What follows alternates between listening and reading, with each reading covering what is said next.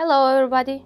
Today we are going to talk about the American education system and the British education system. Also, there are many similarities between the British and American educational system. There are some distinct differences.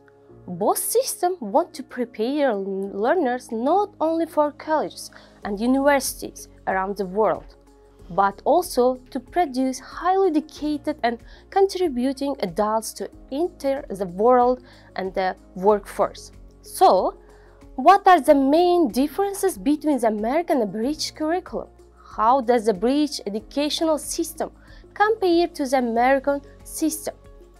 Let's speak together about these topics. And throughout the United Kingdom, children begin their formal education by age of 4, many by the age of 3 years. There is a British national curriculum that begins with the early years foundation stage, the frameworks that provides parents and the educators a holistic frameworks and the milestone and benchmarks, where children are developmentally and while it is play-based, it also begins formalized schooling and has an academic component.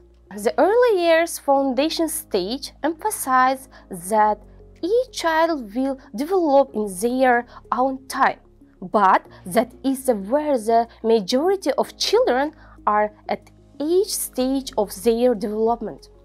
The early years foundation stage is set up in age and the stage bands and purposefully overlap and center on developing all aspects of young child, both socially and academically.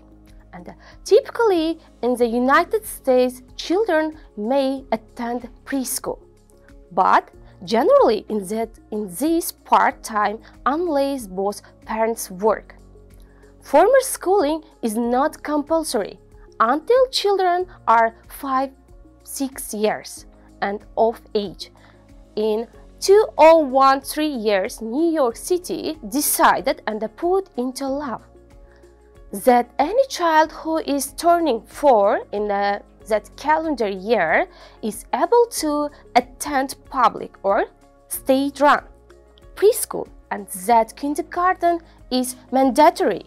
However, throughout the rest of New York State and the United States, this is not normally available to all children. While not compulsory until age 6, preschool and kindergarten in New York City are highly encouraged, and New York City promises to find a set for every 4-year-old. And also, it may not be in New York neighborhood school. Kindergarten is seen as a right.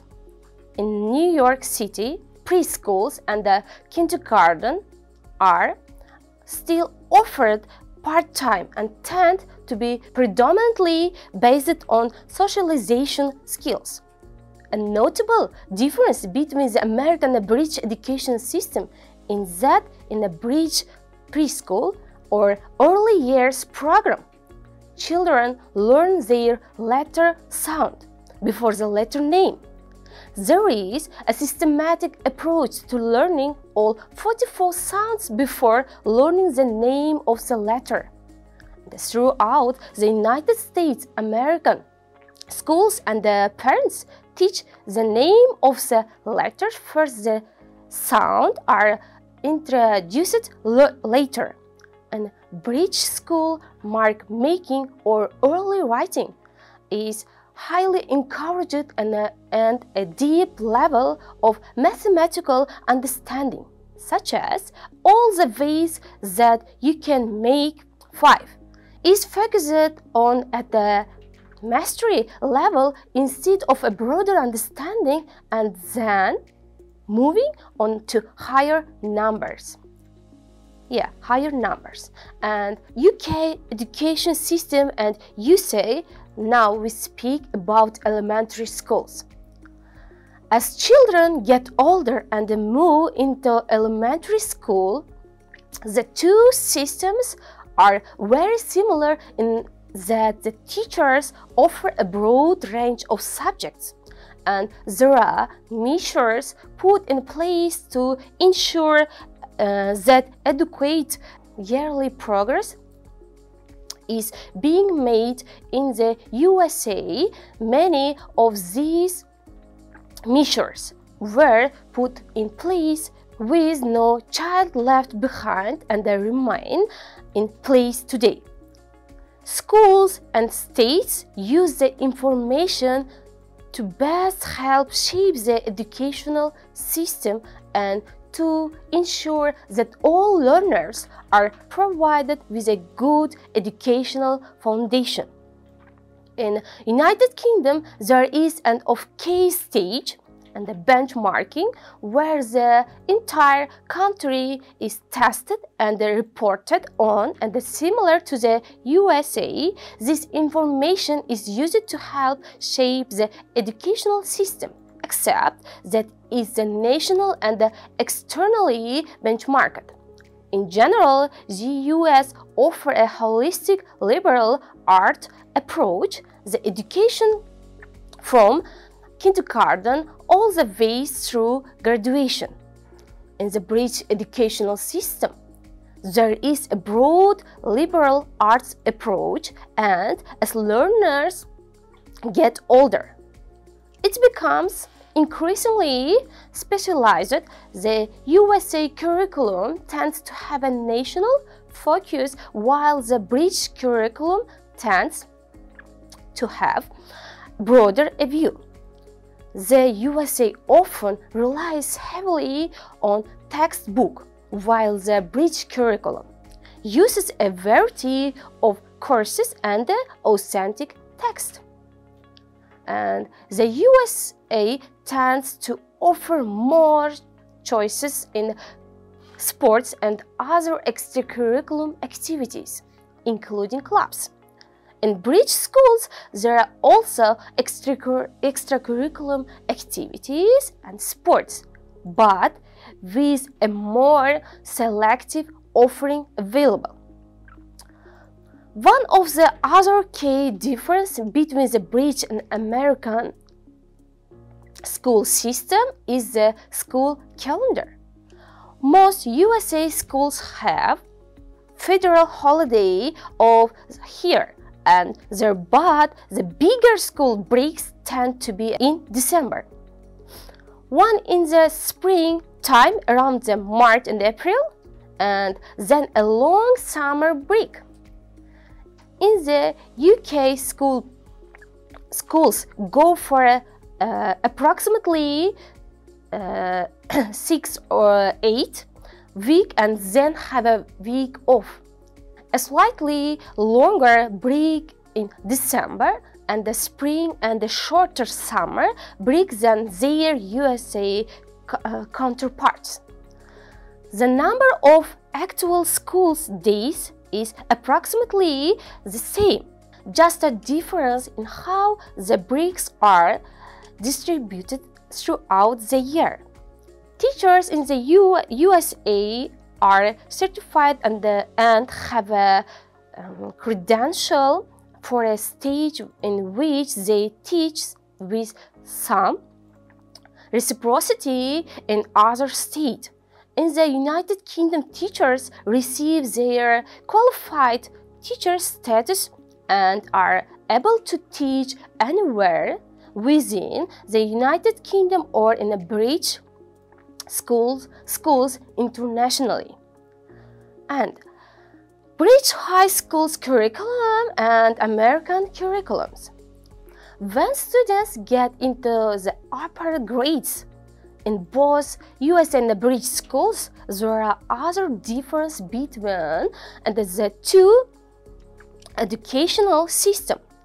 In most cases, the USA students continue on with a broad liberal arts education, with some choices that are of particular interest to the learner, but not concentration in a specific area.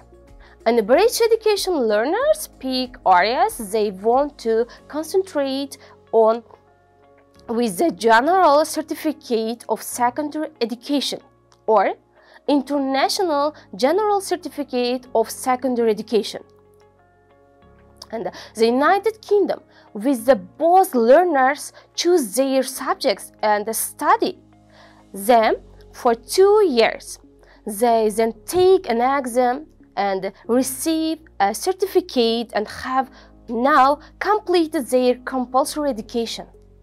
And some will then do into university, while many others will stay in school for another 2 years and either do the International Baccalaureate Diploma Program, its abbreviations DP, and or a level, its advanced levels, and then go off to university.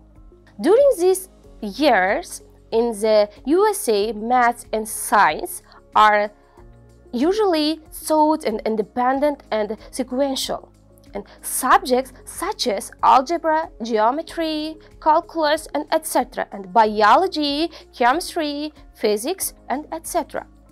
While in a bridge education system, they are taught and simultaneously. In the USA, learners' grades are accumulated together to form a grade point average and the GPA. And while in the bridge school, the learners receive their marks for completion for the GCSE or IGCSE, and if they remain in school for the DP or A levels. And colleges and universities in the USA accept students based on their transcripts, teacher recommendation, extracurricular activities, and how the learners might contribute to the school community. And UK universities will offer provisional placements based on provided score. Based on national averages, the statistics, most children educated in a bridge style are a year or more ahead of their USA counterparts in math and language. The philosophy in bridge ensure that each learner does as well as they can and is challenged. Is challenged progress as a rate over the above the rate an average learners would make an average school. While there are key differences between the British and American curriculum and educational system, both offer a high quality education for your child and will assist your child at development their interest and talent, not only for university but also for life. And learn more about how the North Anglia International School, New York, combines the best of the British and the international curriculum to provide a balanced education to our students. Students in the US almost always attend their different schools, elementary, middle, and high schools. In the UK, a lot of students only attend 2 schools, and the primary and secondary schools. Between the age of 16 and 18, students in the United Kingdom can choose to continue in their secondary school or go to sixth form college for the final 2 years. And the school attendance is compulsory in the UK for children aged between 5 and 16. In the United States, education is compulsory for 6 to 18. this is actually more in line with most European nations.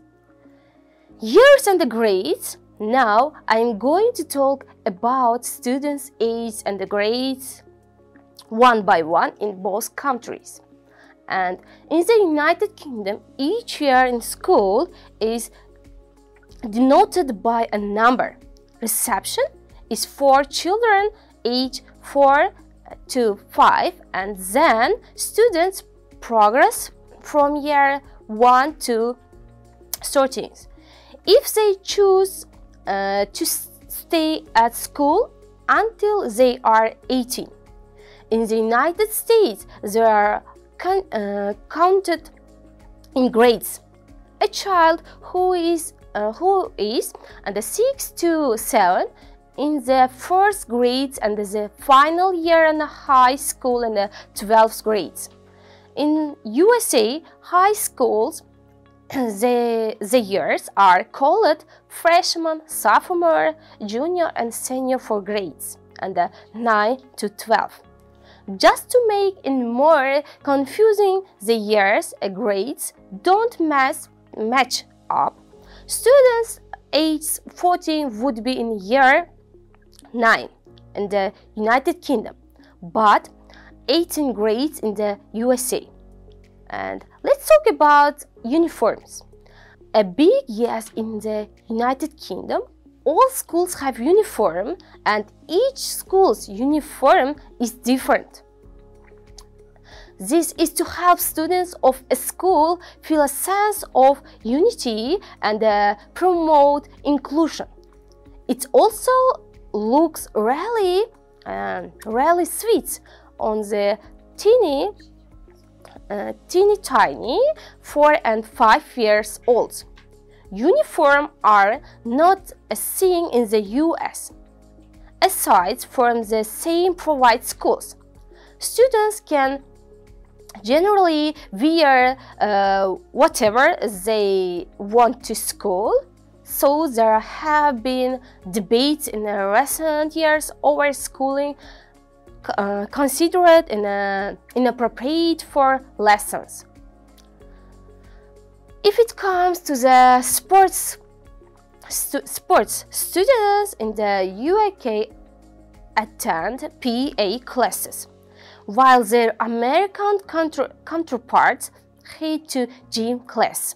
And there is a big focus on high school sports in the United States. In the United States, the most popular sports are American football, basketball, and track and field.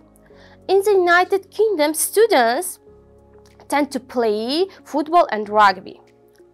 Let's talk about school meals. And despite the terrible reputation of British food, school meals in the United Kingdom are pretty good. In the past 15 years, a huge campaign has made sure that food served at school is fresh and healthy. The campaign doesn't seem to have reached the US yet, where school lunches are unhealthy and not very tasty by most accounts.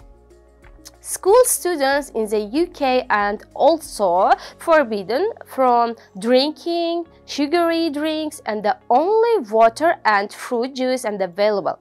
Again, not the case in the USA. And homework and grades. Because the USA system emphasizes grades, courses require weekly or even bi-weekly reading as well as other assignments such as small writing projects, major research papers, and oral presentation. Throughout the source in the UK, most schools are much more lecture-based with only occasional assignment throughout the semester. In some cases, there may be not actual required assignments, and instead your entire grades may be based on on one final exam. In the USA, your grades will be based on your performance on the variety of assignments, with the final exam making up only a percentage of your total grade. One of the common and interest topic around the society is the cost, and how now I want to share some information about this. The cost of education both countries is far from cheap, but in the United States is generally higher. According to the law passed in 2012 years, universities in England may charge up to £9,000, approximately $14,300 per year. Of course, this applies only to citizens of the United Kingdom, the European, not international students. Fees for international students can be significantly higher. The government sets the limits for tuition fees, and each individual school sets its own fee up to that limit. Today, I wanted to share this type of information, and I consider this information will be useful for future life. Thank you for your attention. I hope next lesson we will see you again. Goodbye.